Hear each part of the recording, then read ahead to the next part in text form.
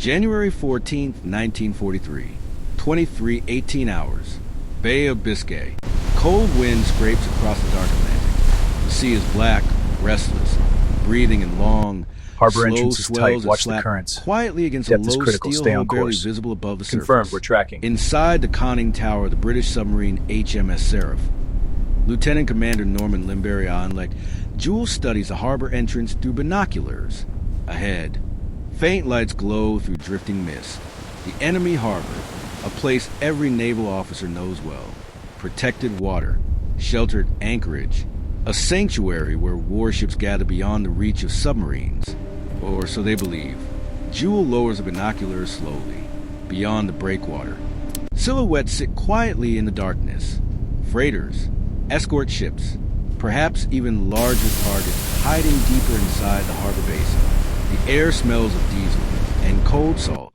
Behind him, the submarine's interior hums with restrained power. Electric motors whisper beneath steel decks. Valves creak softly as ballast tanks adjust their weight against the rolling sea.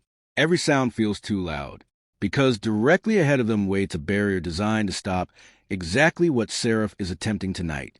Harbor defenses, anti-submarine nets, searchlights mounted along concrete piers, and patrol boats that move slowly through the entrance channel like silent sentries.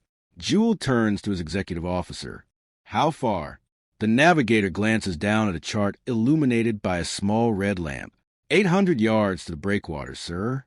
Too close, and still not close enough. The submarine drifts forward at barely 3 knots. The crew moves carefully now. Every boot step is measured, every voice reduced to a whisper. If a lookout on the breakwater sees them, if a patrol boat swings its searchlight across the water, the mission ends instantly, and Seraph will likely be destroyed before she can dive. Jewel raises the binoculars again. A patrol boat passes across the harbor mouth. Its engine rumbles softly through the water. For a moment, the searchlight flickers across the sea. White light glides over waves just 200 yards ahead of the submarine. Then it swings away. The harbor entrance clears. Jewel exhales slowly. Now, helm, he whispers. 2 degrees port. The submarine adjusts course. Ahead, the dark shape of the breakwater grows larger. Concrete blocks rise from the sea like jagged teeth, forming a narrow entrance channel that leads into the harbor beyond. A perfect choke point, exactly where Jewel intends to place his trap. Because tonight's mission is not simply reconnaissance. Seraph carries 6 torpedoes ready in her forward tubes, and Jewel intends to fire them at ships that believe themselves completely safe. Inside the control room, the torpedo officer checks the gyroscopes again. Angles set, depth settings confirmed. The crew works silently, each man focused on a task practiced dozens of times in drills. But drills never feel like this. Not with enemy patrol boats circling outside, not with the harbor defenses looming ahead. The submarine glides closer. 300 yards. 200. The breakwater now blocks most of the wind. Inside the harbor, the water lies strangely calm. Jewel peers through binoculars once more. Now the targets become clearer. Cargo ships lie anchored in rows. Their tall masts and cranes rise above the harbor like a forest of black metal shapes. Dockside lights cast pale reflections across the water, and beyond them, a convoy preparing to leave the harbor before dawn. Multiple vessels, perhaps 6, maybe more. If they escape tonight, they will carry fuel, ammunition, and supplies to enemy forces across the Atlantic. But if Seraph blocks the exit, the convoy will have only one way out, through the narrow harbor channel, through the exact position where the submarine waits. Jewel lowers the binoculars. The plan forms completely now. He speaks quietly to the control room. Take her down. Valves hiss. Ballast tanks flood.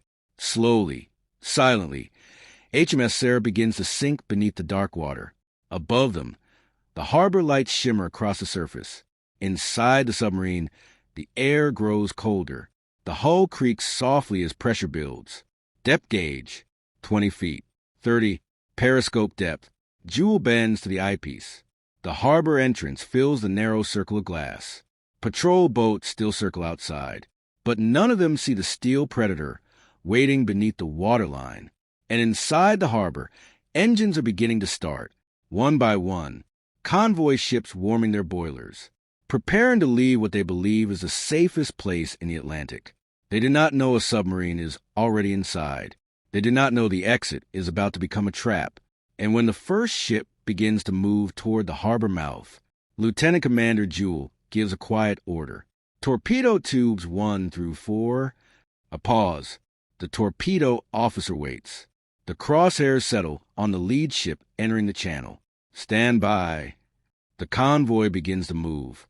One ship, then another, engines rumbling through the harbor water, heading straight toward the exit, heading straight toward Seraph. Jewell's voice drops to a whisper. Fire. January 14th, 1943. 23:42 hours. Bay of Biscay.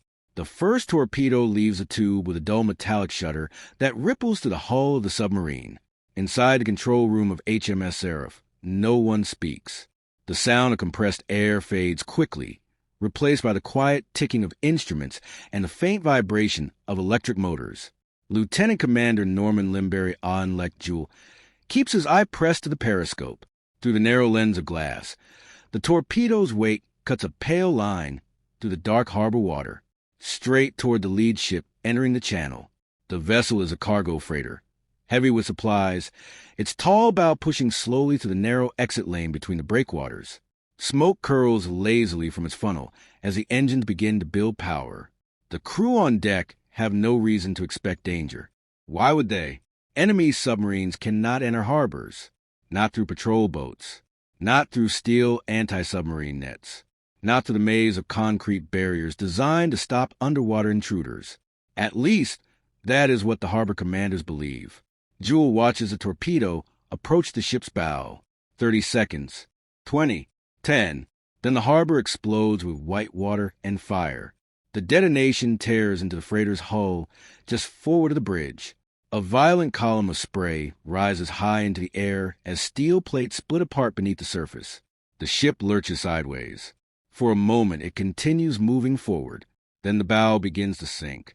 Inside the submarine, the shockwave rolls through the water like distant thunder. Gauges tremble briefly on their mounts.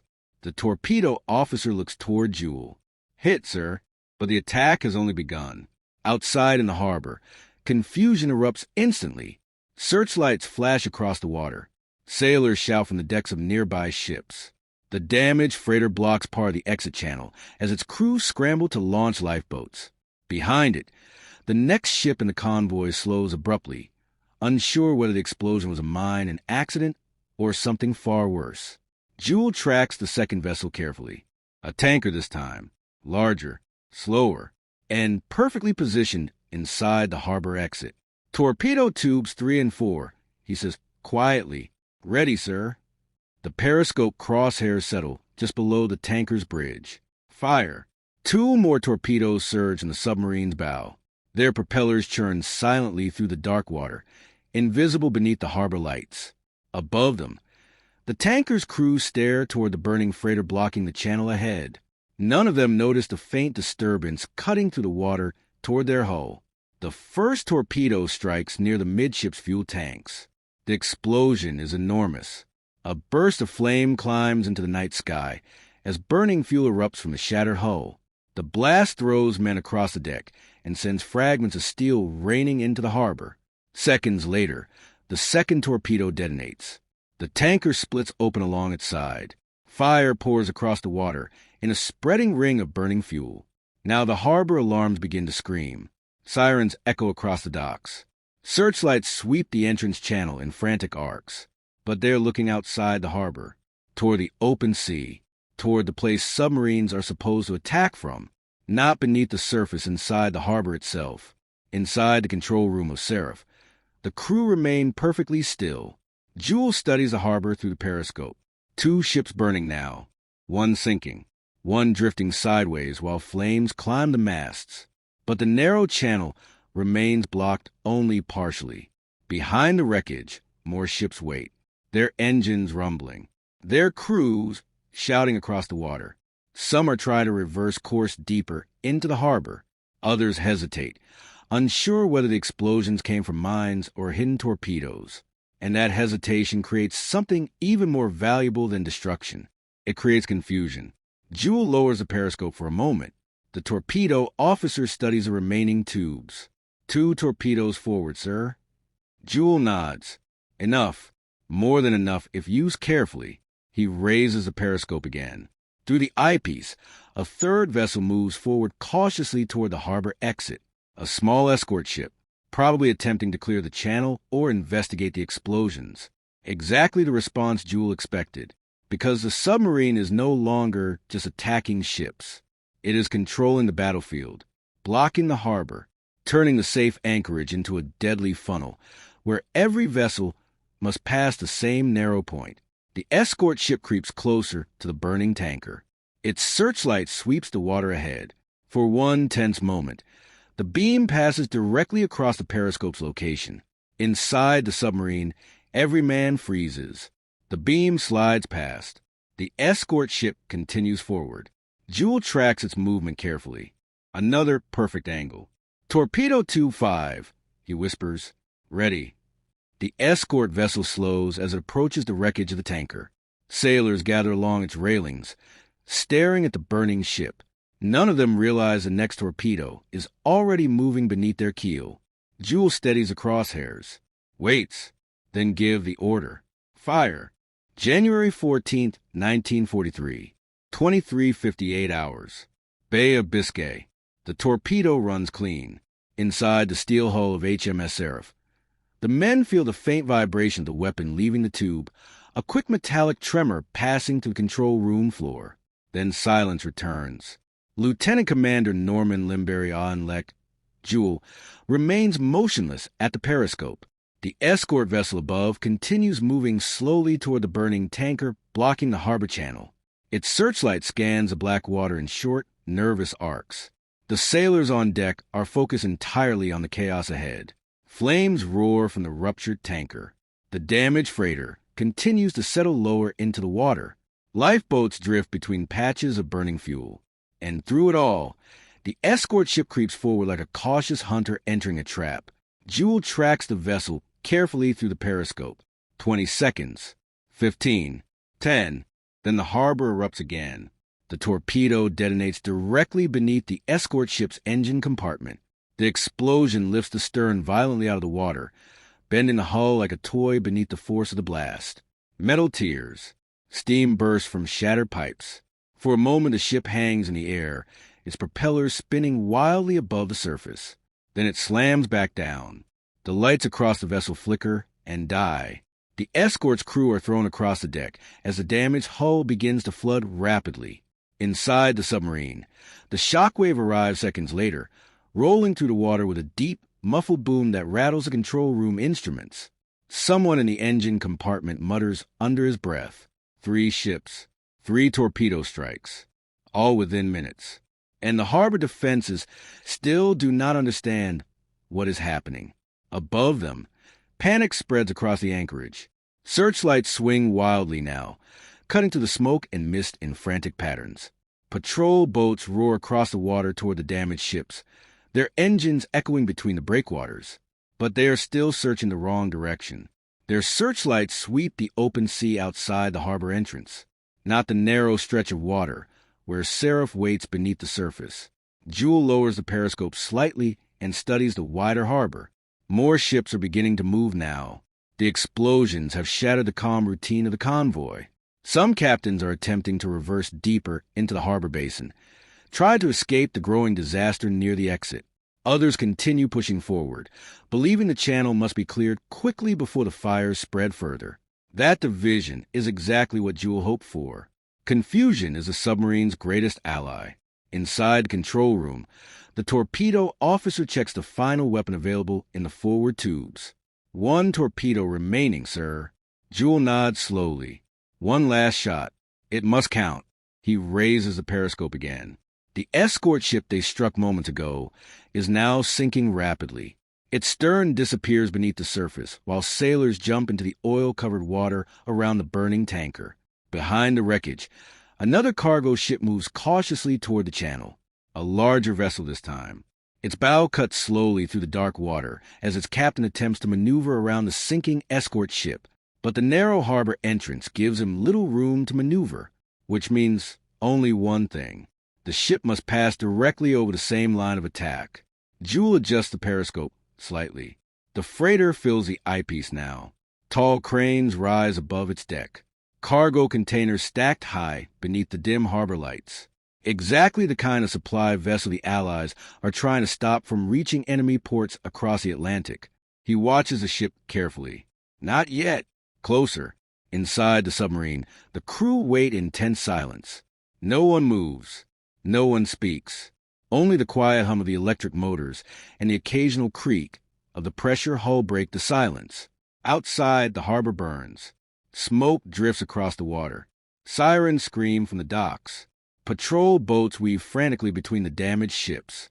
And beneath it all, the submarine glides silently through the darkness, waiting for the perfect moment. Jewel steadies the periscope. The freighter now approaches the exact center of the channel.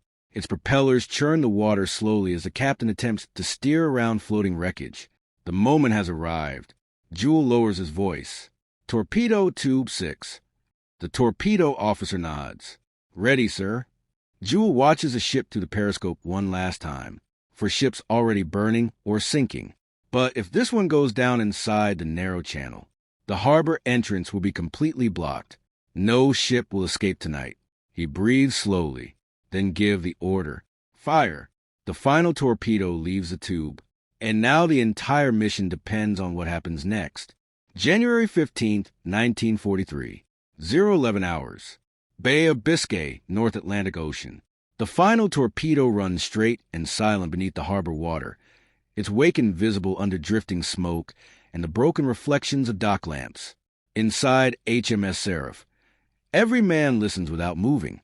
Lieutenant Commander Norman Jewel keeps one hand on the periscope grip and the other braced against the steel casing, his eye fixed on the narrow channel where the freighter inches forward through wreckage, flame, and panic. Above, the ship's captain is trying to do the impossible. Ahead of him, the tanker burns like a furnace, pouring black smoke across the harbor mouth. Off his port side, the escort vessel is sinking by the stern, screws half raised above the water before slipping away. Closer to the breakwater, the first freighter lies crippled and low in the bow, drifting just enough to foul the line of passage. The channel is already choked, but not closed. Not yet. Jewel tracks the target through the smoke. The crosshairs hold just below the vessel's bridge, then settle lower as he accounts for speed, distance, and angle. The freighter pushes ahead at a crawl, bow wave rolling gently outward, its deck crowded with figures shouting through steam whistles and alarm bells. Searchlights from the pier flash over the water in ragged white slashes. One beam skates across the smoke, catches the wounded tanker, then swings toward open sea again. Still the enemy believe the attack came from outside. The torpedo reaches the target.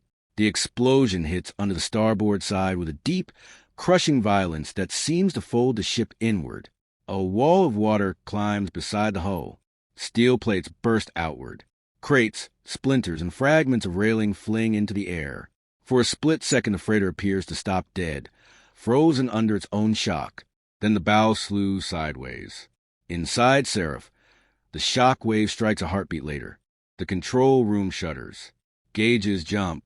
A wrench falls and clatters across the deck before a stoker snatches it up. No one says a word. Jewel stays on the periscope. The freighter is turning broadside. That is the miracle, or the curse, depending on which side of the war you stand on. Its damaged forward compartments flood instantly, dragging the bow down, while the stern, still carrying momentum, swings across the channel. Men on deck run for the railings. One lifeboat drops crooked and smashes against the side before it can touch water. Steam bursts from a ruptured line near the funnel. A whistle screams continuously now, thin and awful, as the ship grinds into the half-sunk escort and locks itself against the wreckage. The harbor exit is sealed, not by nets, not by concrete, by fire, steel, and dead weight. Jewel lowers the periscope for a moment and turns to the control room. Harbor blocked, he says. Only then do a few faces loosen. Not smiles. Nothing so careless. But the kind of hard relief men allow themselves when they know the first half of a dangerous plan has worked. Then the next sound comes through the hull. Propellers. Multiple screws. Fast. The enemy has finally understood enough to react. Jewel returns to the eyepiece. Patrol craft are racing toward the entrance from both sides of the harbor basin now, their wakes slashing through burning oil and floating wreckage. On the piers, signal lamps flicker. Sirens continue to howl. A tugboat tries to nose toward the shattered freighter, perhaps to pull it clear, but backs away when fresh flames burst from the cargo hold. Sailors along the breakwater point into the water, arguing, gesturing, trying to locate a submarine none of them have seen. Then a searchlight stops, not outside the harbor. Here, its beam pins a patch of water, disturbingly close to Sarah's position. The control room goes still. Jewel watches the pale circle trembling over the surface. It lingers, slides, returns. Someone up there has seen something. Maybe a swirl, maybe a feather of wake, maybe just instinct. A patrol boat turns toward the spot. Its bow wave brightens, and the searchlight glares. It accelerates directly across Sarah's front. Jewel snaps the order. Down 10 feet. Slow ahead. Valves hiss. The submarine sinks with careful reluctance, trying not to leave a visible disturbance. The deck tilts slightly underfoot. In the torpedo room, empty tubes sit warm and useless now. Seraph has done her damage with steel. What remains is nerve. The patrol boat passes overhead. For one terrible second, the sound of its engines fills the hull, close enough to feel in the ribs. Boots hammer on its deck. A hatch slams. Then comes a metallic rattle, brief but unmistakable. Depth charges being rolled into release position. Jewel says nothing. He does not need to. Every man aboard understands the new phase of the mission. The attack is over. The hunt has begun. Above them, the patrol boat circles back. Another joins it. Then another. Propeller beats overlap through the water until the sea itself seems to vibrate with hostile machinery. Harbor defenders are no longer looking toward the Atlantic. They are looking down. A signalman on the pier fires a flare. It rises hissing into the night and bursts over the harbor in a ghostly white bloom, throwing every wreck, every patch of smoke, every frantic boat into stark relief. For a moment, the blocked channel looks like the aftermath of a naval apocalypse. Burning tanker, sinking escort, broken freighter jammed sideways, men in the water, rescue craft colliding in confusion. And beneath it all, one British submarine trying to vanish before the first pattern of depth charges falls. Jewel leans closer to the periscope and sees the nearest patrol boat turn broadside over their estimated track. He opens his mouth. Then the first charges drop. January 15th, 1943, 019 hours. Bay of Biscay. The first depth charge detonates somewhere above and behind the submarine, inside HMS Seraph. The explosion arrives like a hammer striking the ocean itself. The hull shudders violently. Dust falls from overhead pipes. Instruments rattle in their mounts as the shockwave ripples through steel and bone. Every man braces instinctively. Then comes the second explosion. Closer, the blast rolls along the hull with a deep metallic groan that seems to squeeze the air from the control room. Light bulbs flicker for a moment before stabilizing again. Lieutenant Commander Norman WWII and Lek Jewel grips the periscope stand but does not raise it. Above them, the harbor defenders are finally striking back. Through the water, the roar of propellers circles like predators tightening their orbit. Patrol boats sweep across the channel, dropping depth charges in widening patterns designed to force the submarine deeper or tear it apart where it hides. Depth 60 feet. The diving officer reports quietly. Jewel nods. Take her deeper. Ballast shifts through the submarine's tanks with a low rushing sound. The bow tilts downward slightly as Seraph begins sliding into darker water beneath the harbor entrance. Above them, another pair of explosions erupts. The pressure wave slams against the hull with brutal force. Somewhere forward, a wrench clatters across the torpedo room floor. A sailor mutters a quick prayer. Jewel remains silent, because this moment was always part of the plan. Slip into the harbor, strike fast, then survive the storm that follows. The depth gauge creeps downward. 80 feet, 90. The deeper they go, the less precise the enemy charges will become. But deeper water also brings its own dangers. The harbor floor lies somewhere below, uneven and cluttered with silt, rock, and discarded anchors from decades of shipping. One wrong maneuver could trap the submarine where maneuvering becomes impossible. Another explosion shakes the hull, this one closer than the others. The lights flicker again. A valve somewhere in the forward compartment begins to drip steadily. The engineer leans close to the pipe, checking for damage, then gives a small nod. Still holding. Above them, the patrol boats increase their attack. Depth charges fall in clusters now. 3, 4, sometimes 5 at once. Each detonation punches the water like thunder beneath the sea. The submarine trembles with every blast, its steel hull flexing under the enormous pressure. Jewel finally raises the periscope slightly. Only a few inches, just enough to bring the eyepiece above the dark water. Through the narrow lens, the harbor has become chaos. Searchlights flash wildly across smoke and mist. Rescue boats weave between the burning tanker and the shattered freighter blocking the channel. Men shout across the water. Signal lamps blink frantically along the piers. And circling above it all, patrol craft hunt the unseen submarine that caused it. One of them passes dangerously close. Its searchlight sweeps across the water again, pausing briefly over a patch of disturbed waves where Seraph descended minutes earlier. Jewel lowers the periscope immediately, down another 20 feet. The submarine sinks again, 110 feet. The air inside grows warmer now, heavy with diesel fumes and sweat. Condensation beads along cold pipes overhead. Another depth charge detonates.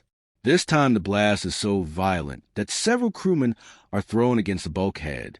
A pressure gauge needle jumps wildly before settling again. For a moment, no one speaks. Then the engineer checks the hull readings carefully. Still intact.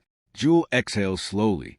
The enemy is guessing now, dropping charges and patterns, hoping one lands close enough to break the submarine apart.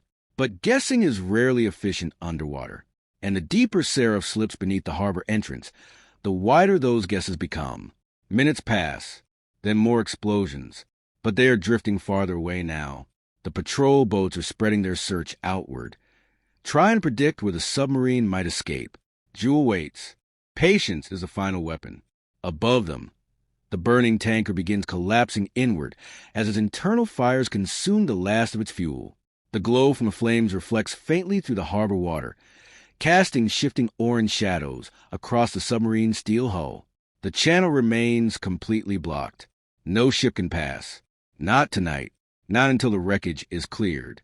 And clearing it may take days. Which means the convoy that once waited safely inside the harbor is now trapped. Exactly as planned. Jewel lowers the periscope once more and turns toward the control room. Hold course. Silent running. The electric motors drop to their lowest hum. Inside the submarine, every sound fades to near silence. No clanging tools, no whispered conversations, only breathing, and the distant echo of propellers searching through the water above. Because the patrol boats are not finished yet, they are circling again, and somewhere in that dark water above them, another pattern of depth charges is about to fall. January 15th, 1943, 041 hours. Bay of Biscay. The submarine hangs in the dark water like a suspended shadow. Inside HMS Seraph, the electric motors whisper so quietly that the faint ticking of the gyro compass becomes the loudest sound in the control room. Silent running. No unnecessary movement. No metal striking metal. Even breathing seems quieter now. Lieutenant Commander Norman Limberi-Onlek, Jewel, stands beside the periscope but does not raise it. There is no need yet. The harbor above them remains filled with searching patrol boats, and the last thing he wants is a thin ripple of a periscope betraying their position. Instead, he listens. Every submarine commander learns the language of water. Propeller beats, engine revolutions, hull vibrations carried through the sea. To an experienced ear, each sound reveals distant speed and intent. Right now, the harbor is full of noise. 2 patrol boats circle near the channel entrance, their screws turning in tight loops as they sweep the area where the depth charges fell earlier. Another craft moves farther out toward the open Atlantic, perhaps searching for a submarine that has already escaped. None of them are directly overhead. That matters. Jewel glances at the depth gauge. 120 feet. Deep enough to avoid the worst of the search patterns, but not so deep that the submarine risks scraping the harbor floor. Somewhere beneath them lies a layer of silt and old anchors, discarded cables, and debris dropped over decades of shipping. A careless maneuver could trap them there. He nods to the helmsman. Ease ahead. 2 knots. The submarine begins to move again. Slow, careful, every propeller rotation measured, so the water disturbance remains minimal. Above them, the harbor still burns. The tanker struck earlier continues to belch thick smoke into the night sky. Its flames flicker faintly through the water, dim orange shadows that ripple across the submarine's hull like ghosts of the battle above. The damaged escort ship is gone now, sunk beneath the surface. The shattered freighter that sealed the harbor exit still lies across the channel like a fallen wall. Jewel imagines the scene on the surface. Rescue crews hauling sailors from the oil-covered water. Officers shouting conflicting orders along the piers. Harbor commanders try to understand how a submarine slipped through defenses designed to make such an attack impossible. The answer lies directly beneath them. Seraph glides forward through the dark water, turning slowly away from the blocked harbor entrance. They must escape now. The attack has already achieved its purpose. The convoy cannot leave. The harbor channel is sealed by wreckage. But if the submarine is discovered here, the enemy will not rest until it is destroyed. Another patrol boat passes above. Its propellers thrum loudly through the hull, close enough that several crewmen instinctively freeze where they stand. Jewel holds his breath. The sound moves slowly across the submarine's bow, then fades again. The patrol boat continues toward the burning ships instead. Good. Their attention remains fixed on the disaster. Jewel finally raises a periscope. Just a few inches. The eyepiece reveals a blurred patchwork of light and smoke. Searchlights still sweep the harbor, but now they focus almost entirely on the wreckage at the channel entrance. Tugboats cluster near the damaged freighter, attempting to assess whether it can be moved. Even from this distance, Jewel can see the answer. It cannot. The ship rests sideways across the narrow exit, its flooded compartments dragging it deeper against the harbor floor. Combined with the sunken escort vessel and the burning tanker, the wreckage forms a tangled barrier of steel. The harbor is sealed. He lowers the periscope again. Course 210, he whispers. The helmsman adjusts the rudder slightly. That heading will carry them away from the harbor entrance and toward deeper Atlantic water beyond the patrol line. Slowly, carefully, the submarine begins its silent withdrawal. Minutes pass, then 10, then 20. The sounds of patrol boats begin to fade behind them, but the ocean has not yet released them, because the harbor defenders are still searching. One patrol boat suddenly accelerates. Its propellers rise sharply in pitch as it races toward the submarine's estimated escape route. Jewel hears the change instantly, so does everyone else. The boat passes directly above them. Too close. Then comes a metallic splash. Another. Depth charges entering the water. Jewel closes his eyes briefly. They have not escaped the hunt yet. The submarine dives slightly deeper as the charges sink toward their detonation depth. Inside the control room, every man grips something solid. Waiting, listening, counting the seconds. Then the ocean erupts again. January 15th, 1943. 1:03 hours. Bay of Biscay. The ocean detonates around the submarine. The first depth charge explodes somewhere behind the stern of HMS Seraph.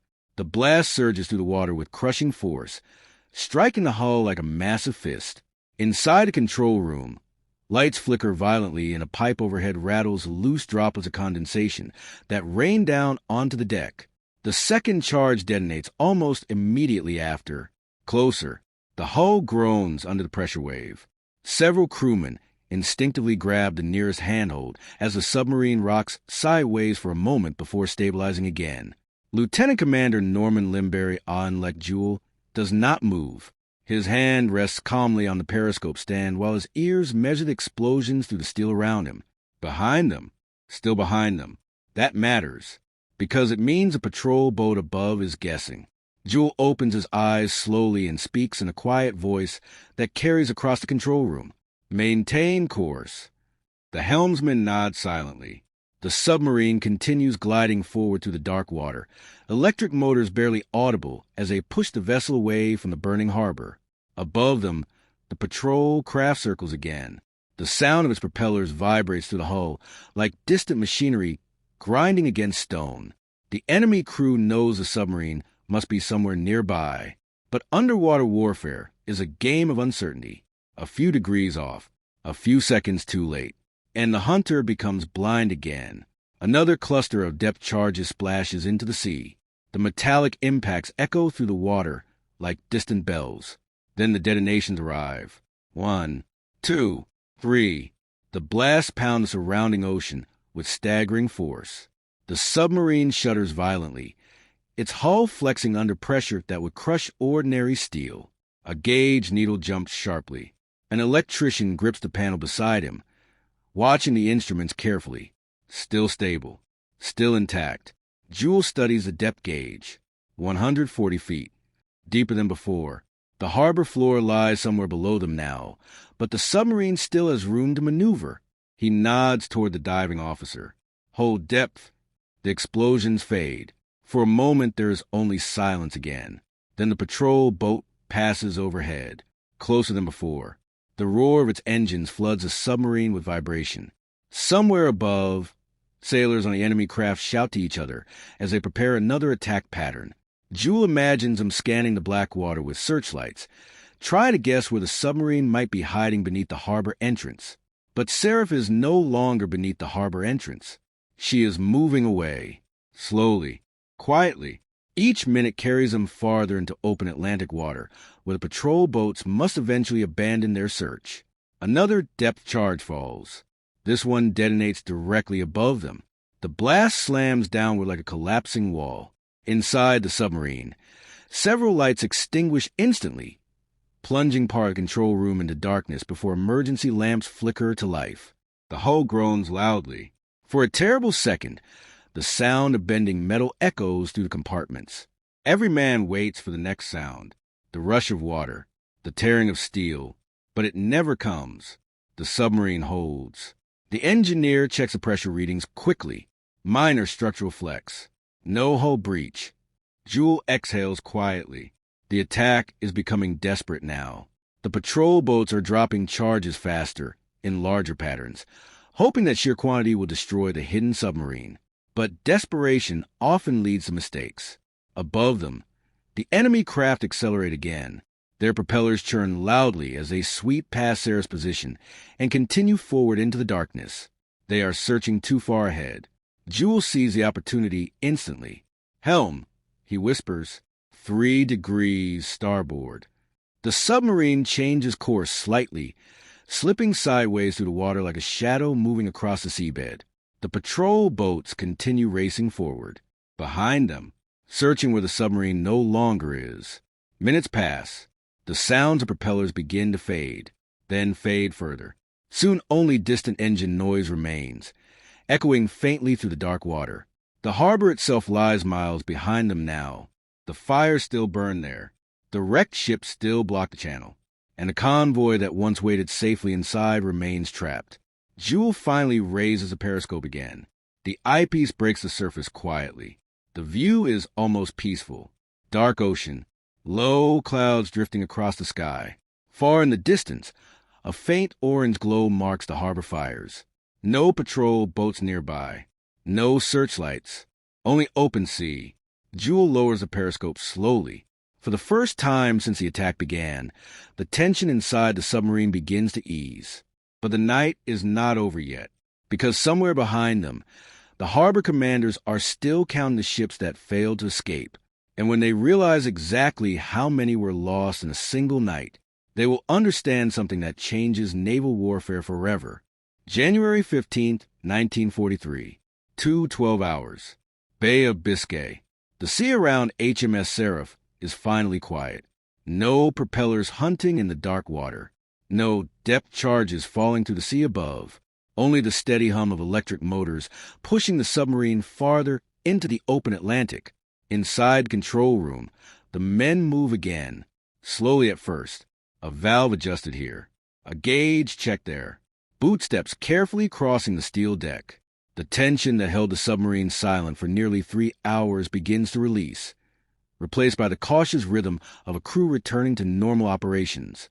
Lieutenant Commander Norman Limberion Jewel raises the periscope one last time. Through the narrow lens, the Atlantic horizon stretches dark and empty beneath a low ceiling of clouds. Far behind them, barely visible now, a dim orange glow still stains the sky above the harbor they attacked. The fires are still burning. Jewel lowers the periscope. Surface. The order travels quietly through the submarine. Ballast tanks begin to blow. Compressed air rushes into the steel chambers with a deep, rushing sound as water is forced outward. The submarine rises. 30 feet. 20. 10. Then the hull breaks the surface. Cold Atlantic wind sweeps across the deck as the hatch opens, and fresh air floods down into the control room. One by one, sailors climb into the conning tower, breathing deeply after hours of recycled submarine atmosphere. Jewel emerges last. The night air is cold and sharp with salt. Above them, clouds drift slowly across the moon, leaving the sea in deep shadow. Behind the submarine, the horizon glows faintly where the harbor still burns. Somewhere inside that harbor, officers are standing over charts and signal boards trying to understand what happened. Hours earlier, they believed their harbor was one of the safest anchorages along the Atlantic coast, protected by patrol boats, guarded by anti-submarine nets, shielded by narrow entrances that prevented underwater attack. Now those assumptions lie broken. Inside the harbor entrance, the shattered remains of multiple ships block the channel completely. The first freighter struck at the bow lies half submerged near the breakwater. The tanker hit moments later burned until its internal tanks collapsed, leaving a twisted steel carcass drifting across the water. The escort ship that rushed forward to investigate sank quickly beneath the surface. And the final freighter, the one struck last. It rests sideways across the narrow channel, its massive hull sealing the exit like a steel gate dropped across the harbor mouth. No ship can pass, not until the wreckage is cleared, and clearing it will take days, perhaps longer. Jewel watches the distant glow for a moment. He does not celebrate. Submarine commanders rarely do, because every successful attack carries a cost that lingers long after the explosions fade. Men from those ships are still in the water tonight. Rescue crews will spend the next hours searching through burning debris and oil-covered waves. But war at sea rarely allows hesitation. The convoy inside that harbor carried supplies that would have fueled enemy operations across the Atlantic. Now those ships remain trapped, their schedules broken, their cargo delayed, and their commanders forced to rethink the safety of every harbor they once believed secure. Jewel turns toward the bridge watch. Set course for base. The helmsman acknowledges. The submarine begins its long journey back through the Atlantic. Behind them, the harbor continues to burn, but the consequences of this night will travel far beyond those flames. Naval commanders across Europe will soon study reports of the attack. They will read how a single submarine slipped through layered defenses, how it positioned itself inside a harbor entrance, how it fired torpedoes that destroyed multiple ships and sealed the exit with wreckage. The lesson will be impossible to ignore. No harbor is truly safe, not when submarines prowl the oceans, not when a single bold commander is willing to gamble everything on surprise. And on that cold January night in 1943, one submarine proved exactly how devastating that gamble could be. The ocean closes quietly behind HMS Seraph as it disappears into the darkness of the Atlantic.